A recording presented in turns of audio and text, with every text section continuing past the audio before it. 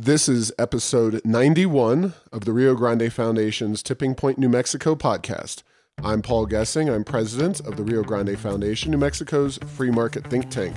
You can find out more about the foundation at riograndefoundation.org. This and every week, we'll be talking to you about public policy issues facing New Mexico. On this week's interview show, I am joined by Daniel Turner. He is the founder and executive director of Power the Future, an organization that works on energy issues nationwide and right here in New Mexico. Daniel, welcome to Tipping Point, New Mexico. Paul, thank you for having me back. It's great to be with you. Yeah, it's been a while. I think the last time we talked, you and your organization had just rolled out your efforts here in the land of enchantment. You have continued to ramp things up, and now you have, I guess, an exciting announcement to make. And I'll let you do that, but why don't you make that quick announcement and talk about what Power the Future does and what it's all about. Yeah, I'm thrilled to be with you and talk about the organization, and really grateful you allowed me to be on your program a year ago, because we were really just born. We just had our 1-year anniversary, and I started this organization to shed some light on the tactics and the political agenda of the radical environmental movement.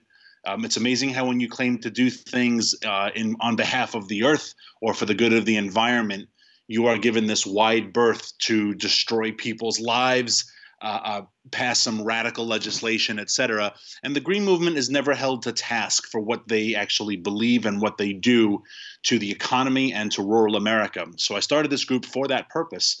And after just a year, we've gotten some great support. We've gotten a lot of small dollar donors. And I've been able to hire someone full-time just for the state of New Mexico and the West. He actually focuses on New Mexico and Colorado, but he lives in New Mexico. His name is Larry Behrens. He was with the previous governor's administration for many years. He's from New Mexico. He's a former journalist. He loves the state. He's raising his 5 kids in the state. So it makes me really happy to have someone who is proud to be a New Mexican and who wants to help shed some light on the importance of the energy industry and push back on the radical environmentalists. No doubt about it, and I appreciate that. And energy is, of course, a big issue. It's something we talk a lot about on the podcast, and there's a lot of different issues, and we're going to get into, of course, some here in New Mexico, but some as a national organization that you work with different folks on and trying to educate people about some of these issues as they pertain to New Mexico, even if they're not happening right in New Mexico. And of course, President Trump and his administration has been pretty darn solid on most energy issues. And, maybe if you could talk a little bit about how you see the national discussion going on energy before we bring it into New Mexico and then take it back out to some of the policies that are being proposed by whether it's the state of New York, city of New York, or presidential candidates. So kind of quick review, what has the Trump administration done on energy policy, especially as it pertains to folks out here in the West? The best thing President Trump has done, which he does not get nearly enough credit for, especially from people who believe in free markets, is he has allowed free markets to operate. He hasn't done anything radical in terms of energy production, right? He didn't pass any sort of crazy new energy proposal or agenda. He took away thousands of regulations and he allowed the private sector to do what it does best, right? Look at the energy boom that we're experiencing in the southeastern part of the state along the Texas border, the Permian Basin, as well as other states that are experiencing the similar energy revolution. And again, it's not some magic formula. You don't need government to tinker in industry for industry to work. You need industry to be left alone, and it will flourish, it will thrive, it will grow, it will respond to consumer demands. And when you look at energy as a global commodity, because it is, right? We are on global energy markets. Look at the turmoil in Venezuela. Look at the turmoil in Iran. The Middle East is still the Middle East. And yet, even though, for example, gas prices have gone up in the last couple of weeks, they're still relatively low compared to the entire course of the Obama administration. Energy dominance, as the president calls it, allows us as a nation to continue our economic growth regardless, or as my Brooklyn family would say, irregardless of what is happening in the rest of the world. And that's an amazing position to have, a position of leverage and strength. And that's been great to see these last 2 years. Yeah, and of course, we often in New Mexico focus on oil and gas production, and Southeast New Mexico, especially nowadays, is really driving that discussion. But another major area is in utilities and electricity generation. Folks often in New Mexico kind of put that as second fiddle. But this past legislative session and the passage of the Energy Transition Act really put electricity generation front and center. But before we get to that, Trump did do some good in terms of electricity generation, freeing states from Obama-era regulations under the Clean Power Plan. Anything specific on that? It seems like a lot of states are going down the path like New Mexico of these renewable mandates and whatnot, but at least states now have the choice, and you'll see how it shakes out in the wash, and the federal government won't be as involved in electricity regulation. It'll be up to the states. Is that kind of your read on the situation, or anything on that issue? Yeah, that's a great point, and you're absolutely right. That is something that the Obama administration imposed on the states, disrespecting the 10th Amendment. Right, states have autonomous rights, especially when it comes to electricity production. And look, this is where my organization and most free market thinkers agree. We need an all of the above energy solution because hydropower works in certain states, probably not New Mexico, right? But it does work in the Northwest, in the Pacific Northwest. It works very well in New England. Vermont has a lot of hydropower. Bernie Sanders prides himself on Vermont having a fracking ban.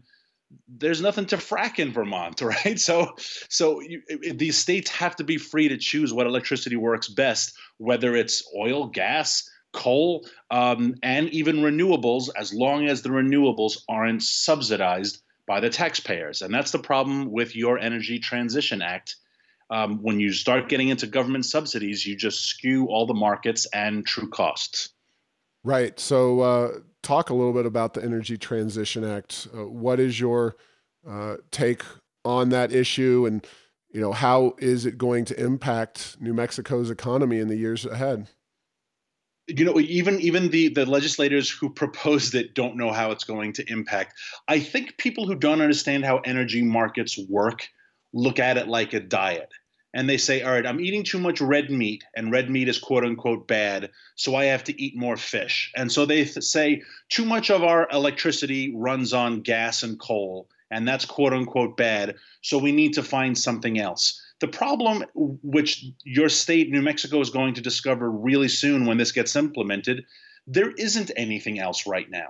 To say, well, we want to transition our energy to renewables or to clean energy or no carbon emissions, that's great. I want to fly, right? But aspirations are not policy. And yes, New Mexico does have some wind and it does have some solar, but we're talking about minuscule percentages. And when you have powered cities like Albuquerque, where are they going to get their electricity from? And the fact that the legislators, your main utility company, kind of shrugs and says, well, I guess we'll worry about that closer to the 2030 deadline. You're jeopardizing industry, jobs, the economy, and quite frankly, lives by just shrugging your shoulders and saying, we'll figure it out. And you, in your release on this, call it New Mexico's version of the Green New Deal. And we can talk a little bit about what the Green New Deal is, but do you see just massive price increases? And when do you think we'll see that really start to bite? I mean, obviously it starts being implemented here in 2020. Is it going to be a year, 2 years, 5 years, 8 years, 10 years? Any idea when we'll really start to see the impact of this legislation? Yeah, I did an editorial board with the Albuquerque Journal, and they asked me the similar question, and I said, quite honestly, I don't think it's actually ever going to get implemented because just having a basic understanding of how politicians work, being in D.C. too long, I guess I've learned a dirty trade. But I see this as something where down the road, the adults in the room are going to say, okay, this does not going to work. There will be some sort of repeal, and the political consequences will never be borne by the people who pushed it. The governor will be out of office, the legislators will be out of office, and people will not suffer the political consequences. But in that short term, yes, I think within 2 years, 3 years, you're going to start seeing increase in prices and utility prices, or you're going to start seeing rolling blackouts. Case in point, the major cities of Australia, their last prime minister, Malcolm Turnbull, passed something very similar. Australia is a heavily coal dominant economy. They have a tremendous amount of coal reserves and they power their electricity on coal. And he said, no, we want a green economy. And within a year, Sydney, Melbourne were having brownouts. And the citizens said, we live in the first world in Australia. Why is our electricity failing half the time? Because there is not a technology to just say, let's transition to green. And sadly, that could happen in Albuquerque. You could start seeing fluttering lights. You could see rolling brownouts. Look at Los Angeles. People may remember last year, Dodgers Stadium had 2 or 3 brownouts because Los Angeles's power grid is tinkering on collapse because of their energy mandates. So there's going to be some suffering before some changes happen. I will just state for the record that my dear producer, Wally, who has engaged in work in the utility sphere, is in the same boat as you are in saying that it will never be completely implemented. So you're not alone here in making that statement about the Energy Transmission Act not being completely implemented. And of course, we'll see how it goes. Adults in the room is an implication that there are adults to be had in New Mexico public policy spheres. And I haven't really seen that in my time in New Mexico, but I'm willing to be surprised. You also note that New Mexico families already pay more for electricity than neighboring states, except for Arizona. Yeah, I've looked at the rates paid for electricity across the country, and it's one of those things that no doubt electricity prices have a big impact on family budgets and bottom lines, and also businesses and where they locate. But it's also very fraught to figure out what really impacts electricity prices across state lines unless you look at it over time. Is that something that you've looked at? I mean, it's certainly, we've seen New Mexico's electricity prices have gone up in recent years as the 20% renewable mandate has gone into place.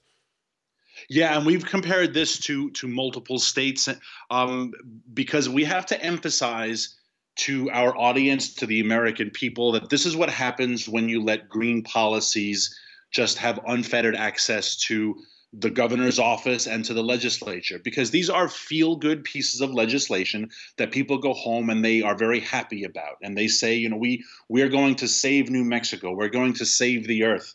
Like I said in my intro about Power of the Future, when you do something on behalf of the environment, you are given a very wide berth. But in reality, you need to look at things like utility costs. You need to look at gas prices in a very similar index, right? In terms of a real consumer cost that is driven in part by market forces, but in part by taxes and mandates.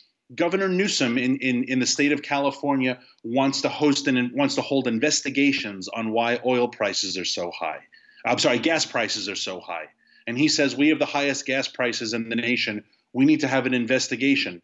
How about you look at your taxes? Like, look at the mandates that you have put on refineries to come up with multiple forms of gasoline. All of this costs money. Every regulation costs money. There's no reason for an investigation. You made gas prices that expensive, you being the government. And the hopefully people in New Mexico begin to see that. Why is my utility bill 15% higher in 2021 than it was in 2019? because of this law, because of this regulation. Regulation comes with a price, and we need to stop having political children, make policy decisions because they are detrimental to the economy and to people's way of life.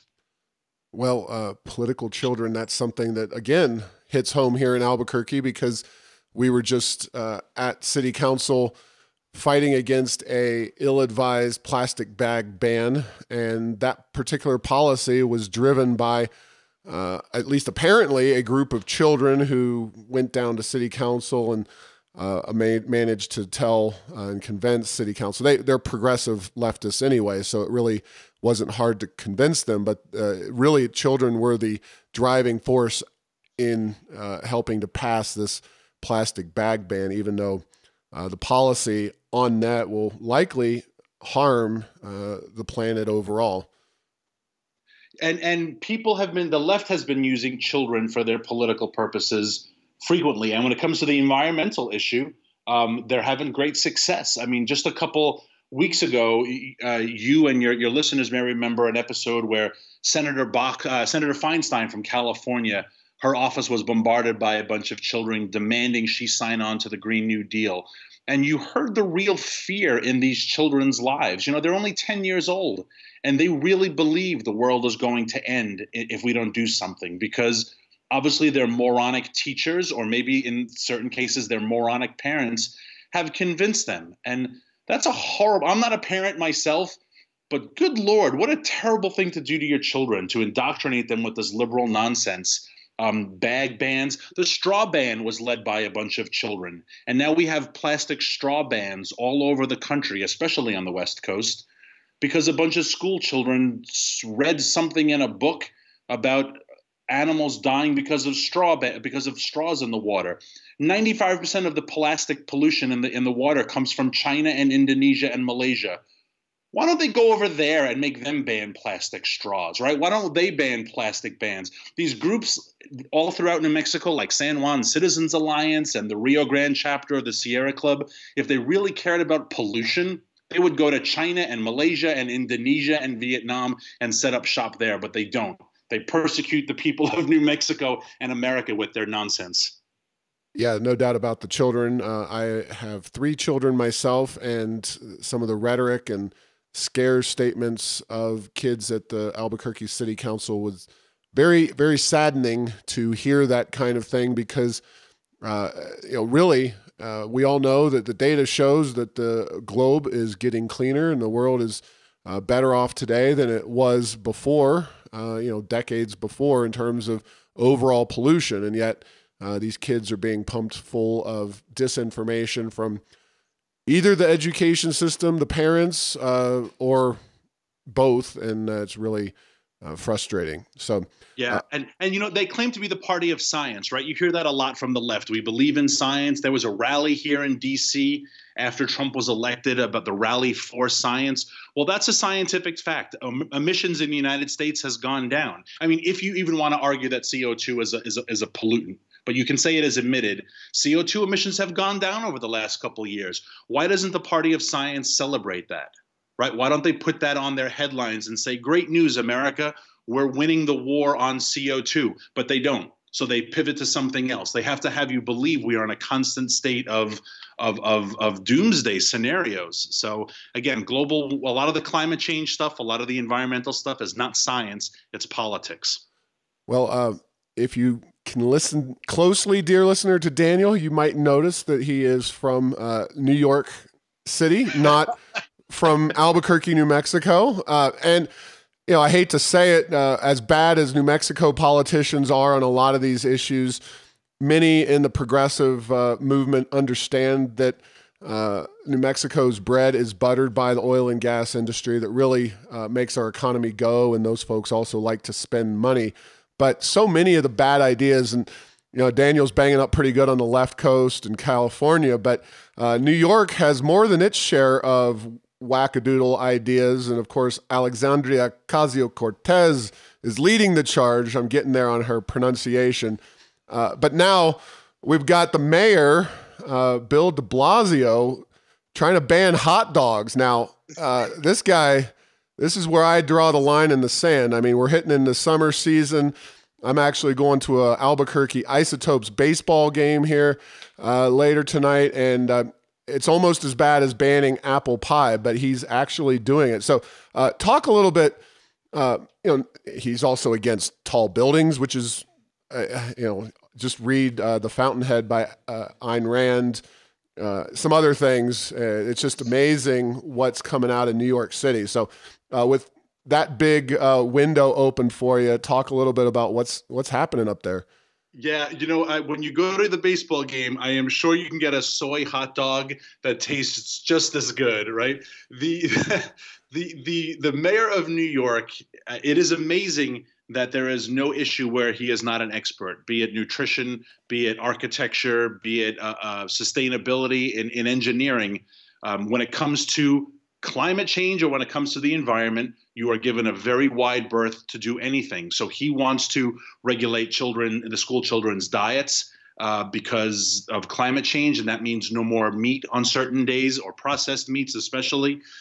He wants to have, I think it was only 1 day a week he wants the school diet to allow meat, and otherwise it will move to plant-based because this will be good for the environment. And he has talked about on Earth Day, just last week, he proposed the ban on high rises because he said the glass and steel skyscraper is the leading cause of climate change, and New York has quite a few skyscrapers, and he does not want them built anymore. And you want to look at these people outside of my issue, which is climate and environmental and energy issues, outside of the multiple issues where your organization is just an expert on. Just think of like the step above all that to the philosophy.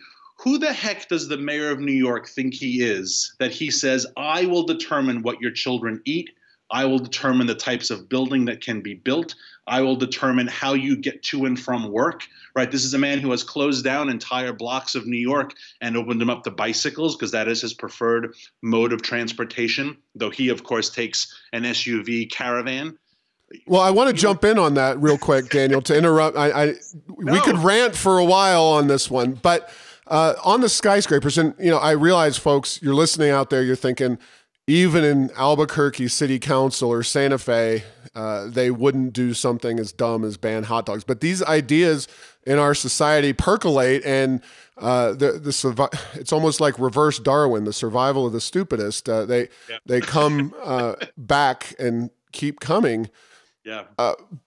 But just on the environmental aspect alone, high rises, as I have understood them, are the most green buildings you can build because you can actually make mass transit work. And you're from that area, you probably know better than I do, but I've spent time in New York. You actually have a subway system that makes sense, unlike Albuquerque, where if you come here, the Rail Runner or the bus system in Albuquerque or the ART, which doesn't even work, it's not even functional.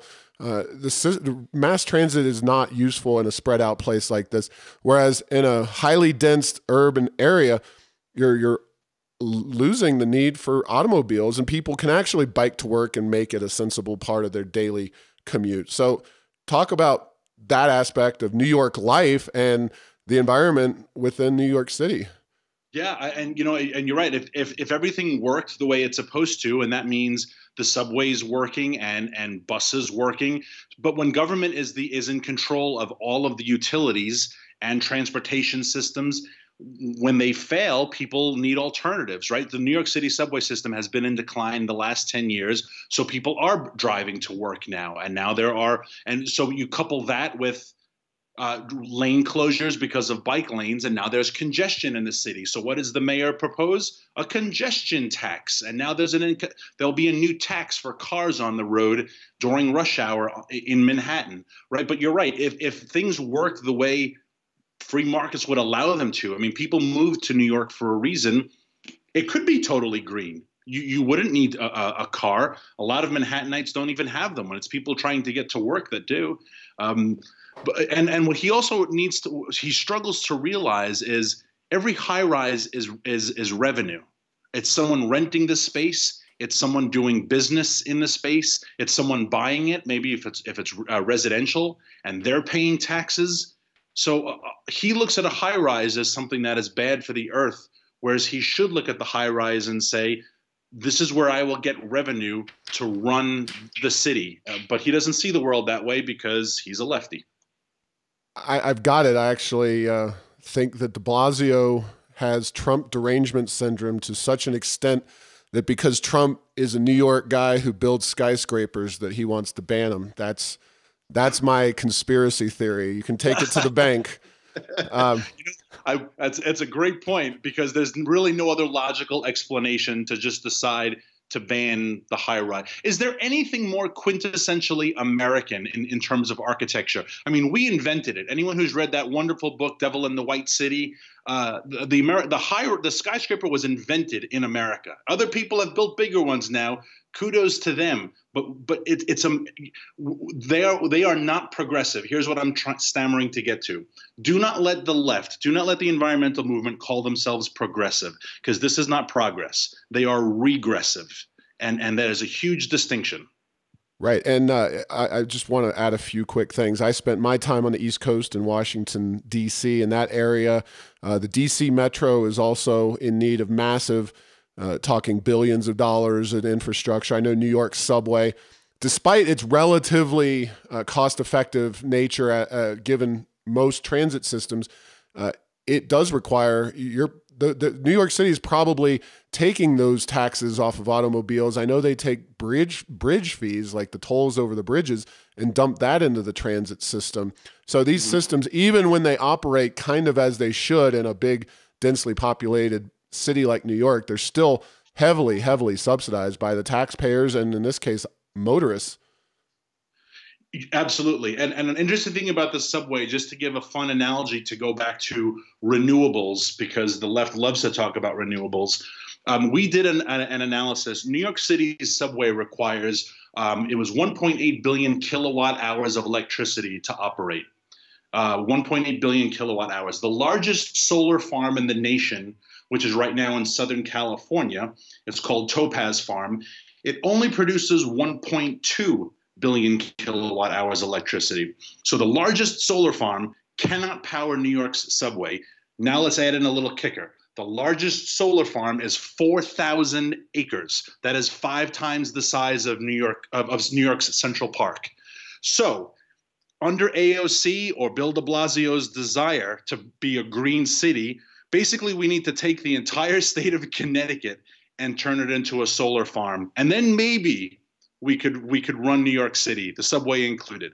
There's just no land for solar. But again, these are the questions that children politicians are never asked. Where is the land going to come from? Plus, is New York as sunny as Southern California? Where are we building the turbines? For all I know, the East Coast, where I am from, has shunned turbines. Maryland has rejected them because they're unsightly.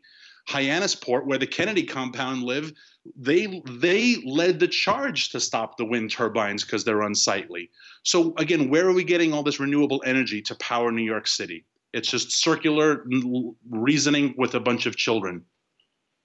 Perhaps New Yorkers just don't like Connecticut to the point where they want to pave over it with solar panels. I think that might be the politicians, certainly. I know a lot of the wealthiest people in New York commute in from Connecticut, so maybe they want to keep their money back in New York where they can tax it. And I don't know about the politics back there. Well, we got a few minutes left here, and we've got a rapidly expanding but very large field of Democrats running for the presidency. And, kind of all of this is looking through, people wonder why is everybody, on the right or wherever obsessed with Alexandria Ocasio-Cortez? Well, she's setting the Democrat agenda, and the Green New Deal that she cooked up, so to speak, is really driving or evident in the policies being put forth by so many of the folks on the Democrat side who are running for president. So kind of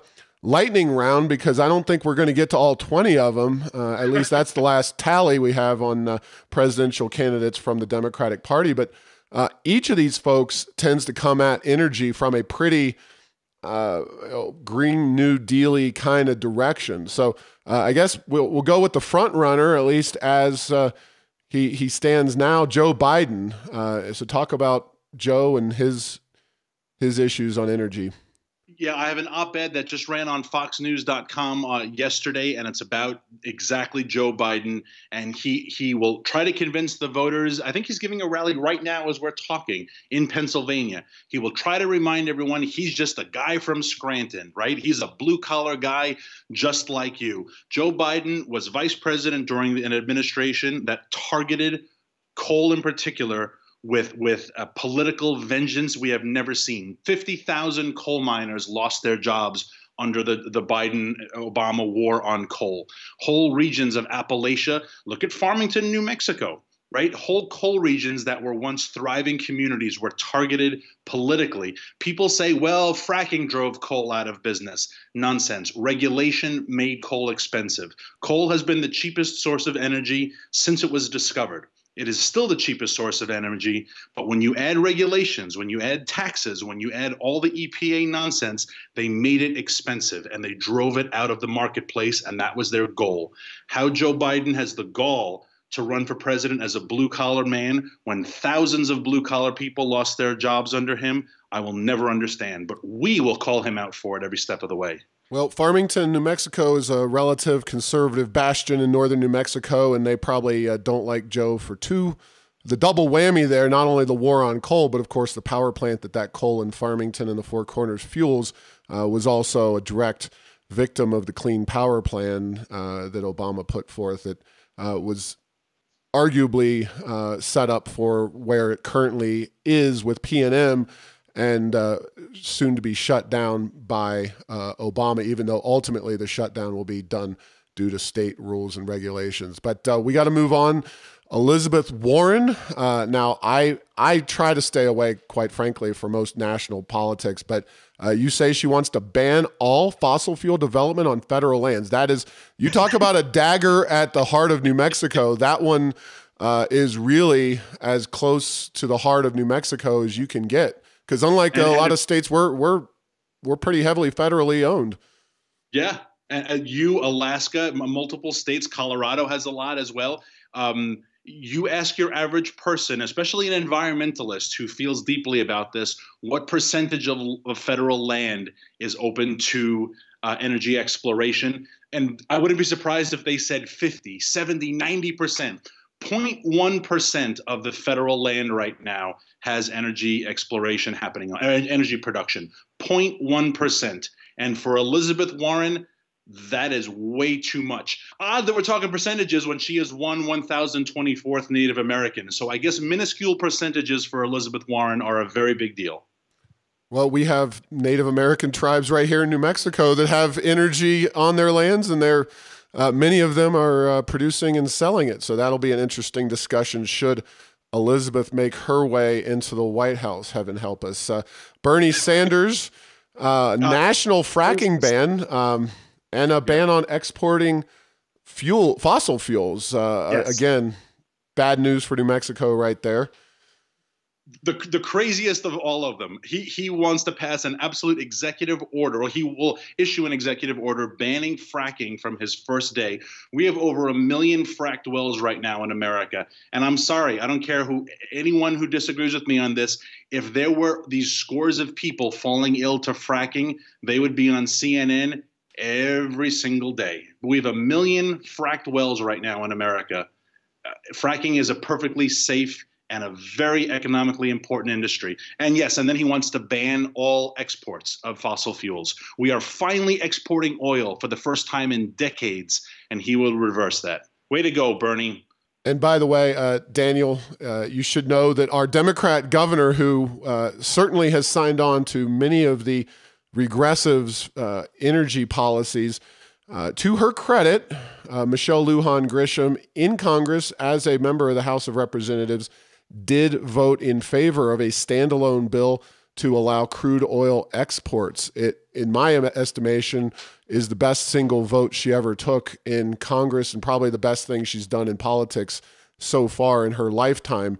That bill was ultimately folded into a omnibus bill that Obama grudgingly signed. Obama said he would veto a standalone fracking ban. So I guess that puts Bernie well to the left of her own Governor Lujan Grisham.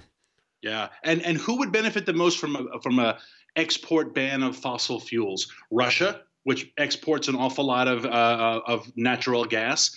Iran, which now just has new sanctions under this administration. They're trying to bring their exports of oil down to zero, but they would thrive, right? So why do we want to empower our enemies, these rogue nations who are our adversaries on the global sphere?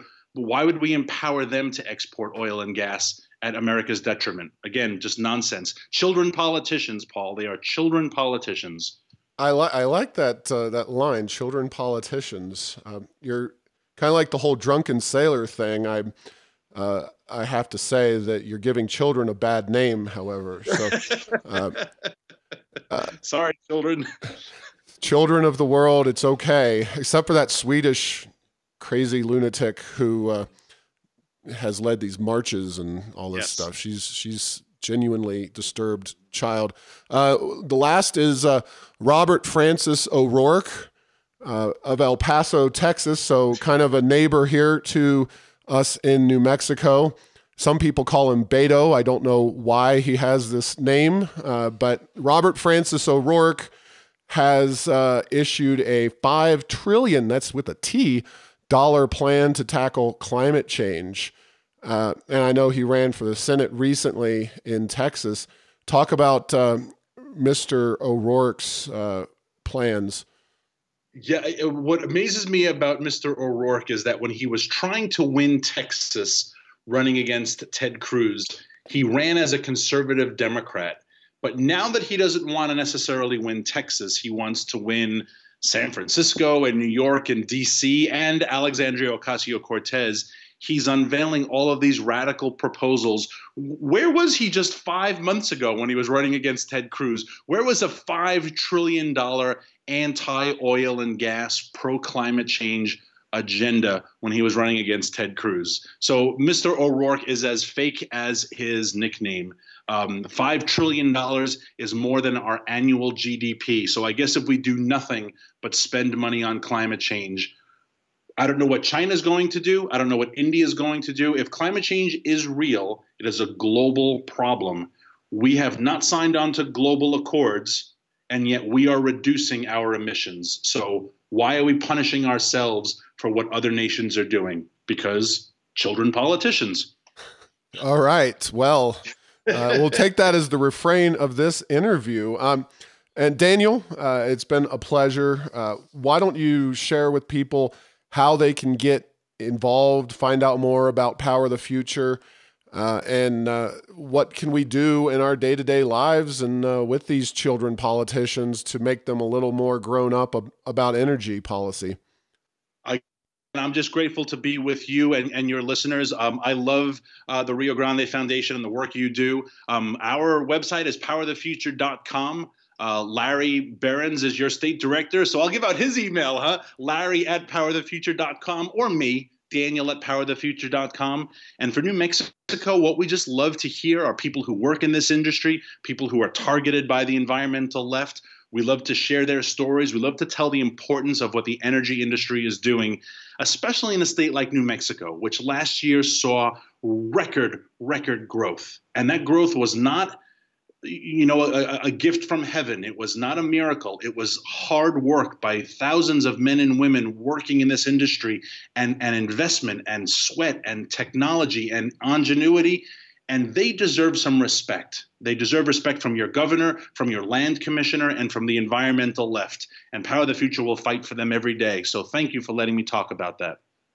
Thank you, Daniel, and I'm impressed that as a New Yorker, you got that accent on the E in our in the organization's name, because so many people, even here in New Mexico, say Rio Grande Foundation. I say at least I can go so far as to say Rio Grande Foundation. I don't roll my R's very effectively, however, in the Spanish. But thanks for coming on today, and folks, go check out Daniel's organization and make sure you get in touch with Larry Behrens and find out what Power the Future is up to here in New Mexico, working on many of these same issues as the Rio Grande Foundation, trying to educate folks on energy and how it really makes New Mexico go. We are working hard every day to turn New Mexico around. Go to riograndefoundation.org for more information or to support our work.